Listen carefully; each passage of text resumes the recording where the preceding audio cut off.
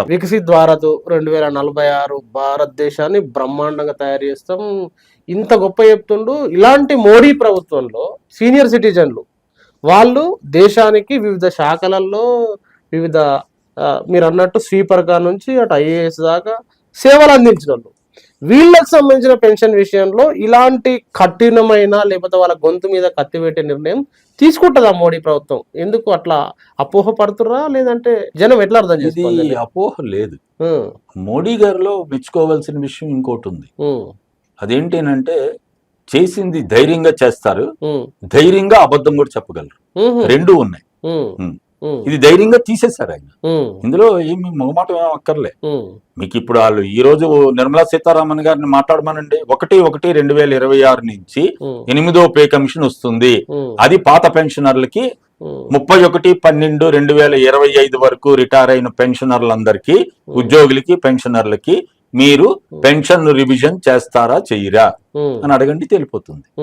మేము అందుకే మేం కోరుకుంటుంది మీలాంటి వాళ్ళని, మీడియాని, మీరు ప్రశ్న ఈ రూపంలో వేయండి. ఆమె సమాధానం చెప్పింది, ఆమె మాట్లాడింది కాదు. ప్రశ్న ఏం కావాలి? 8వ వేతన కమిషన్ మీరు వేస్తున్నారు, దాంట్లో పెన్షనర్స్ కి, బ్రతికున్న పెన్షనర్లందరికీ మీరు పెన్షన్ పెంపుదల చేస్తారా చెయ్యరా చెప్పమనండి సూటిగా. అప్పుడు ఈ గందరగోళం ఉండదు. అప్పుడు మీరన్నట్టు వికసిత్ భారత్ 2047కి బాటల్లో ప్రజలకు కూడా, కేంద్ర ప్రభుత్వంలో సర్వీస్ చేసిన ఉద్యోగులకు కూడా మంచి చేస్తున్నారు అన్నది అందరూ కొనియాడతారు మోడీ గారు. వాస్తవంగా పాపం మిడిల్ క్లాస్, ఈ వర్గాలని మిడిల్ క్లాస్ నుంచే ఉంటాయి, మాక్సిమం ఉంటాయి ఎక్కువ మంది. వీళ్ళందరూ మోడీ గారు నెత్తి మీద మోసిరండి. వీళ్ళకు ఇలాంటి నిర్ణయం నిజంగా నాకైతే నమ్మబుద్ధి అవుతలేదు. మీరు నమ్మొద్దు, నేను కూడా అదే సూటిగా చెప్తున్నాను. మీరు నమ్మకండి.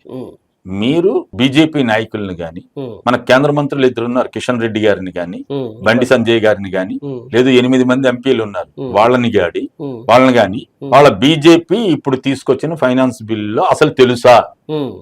తెలిస్తే ఇది కేంద్ర ప్రభుత్వ పెన్షనర్లకి ఇది అన్యాయమా కాదా అని అడగండి, వాళ్ళే చెప్తారు. మన తెలంగాణ రాష్ట్రంలోనే ఉన్నారు కదా 8 మంది ఎంపీలు, 2 కేంద్ర మంత్రులు, చెప్పమనండి. అలాగే బీజేపీ పార్టీగా చెప్పమనండి.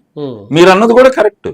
మధ్యతరగతి ఉద్యోగులు, మేధావులు చాలా మంది ఇప్పటికీ మోడీ గారు అసలు చాలా మంచి నాయకుడు, అవినీతి అన్నది సహించరు, ఇవన్నీ అవి అయిపోయాయి. ఒక్కొక్కటి బయటపడుతున్నాయి, ఒక్కొక్కటి బయటపడుతున్నాయి. 3వ టర్మ్ ఎత్తుకున్నదంతా వీళ్ళే కదా, వీజనమే కదా, అమాయక జనం. ఎందుకనంటే వాళ్ళ మాటలు నమ్మి ఇప్పుడు చేతలు కనిపిస్తున్నాయి. 11 ఏళ్ల నుంచి చేతల్లో ఇవి కనిపిస్తాయి. ఇప్పుడు చేతల అనుభవం కదా మనకి. అందుకే ఏ మాట చెప్పారన్నది కాదు కదా, ఏమి ఆచరించారు, ఆచరణలో ఆ మాట ఉందా లేదా అన్నది చూడాలని కదా.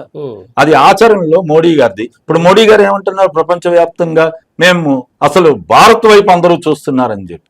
రెండో వైపు ఆర్థిక నిపుణులు ఏం చెప్తున్నారు, అసలు భారతదేశ ఆర్థిక పరిస్థితి బాగోలేదని చెప్తున్నారు, ఆర్థిక పరిస్థితి బాగోలేదని చెప్తున్నారు, ఇది కూడా సంక్షోభంలోకి వెళ్ళొచ్చని చెప్తున్నారు, ఇది చెప్తున్నారు. కానీ మోడీ గారు ఏం చెప్తున్నారు, వికసిత్ భారత్. ఈ రోజు ప్రపంచం అంతా భారత్ వైపు చూస్తుంది, అసలు భారత్ అభివృద్ధి పదంలో ముందుకు దూసుకుపోతుందని చెప్తున్నారు. అలాగే మేము పేదరికం నిర్మూలించామన్నారు. ఇవన్నీ కాంట్రడిక్షన్స్.